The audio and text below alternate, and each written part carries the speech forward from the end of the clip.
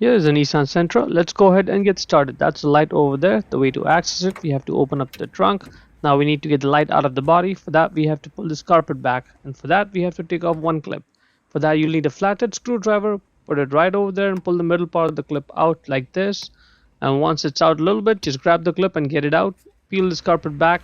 There are two studs with two nuts on them. We have to take it out. Get a 10mm socket ratchet combination and get a small socket like the one I'm showing. And then let's go ahead and get those nuts out one by one.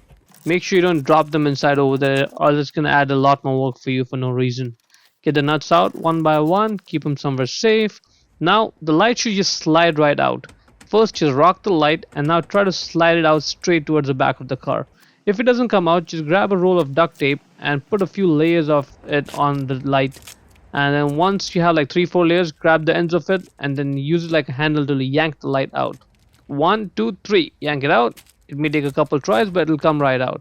That's the bulb holder for the turn signal. Just grab it, twist your left, and out it comes. To get the bulb out, just grab the bulb and pull it out straight. The bulb number is WY21W. Check the link in the description to buy the new one from Amazon for yourself, and then simply push it down back into the bulb holder to secure it.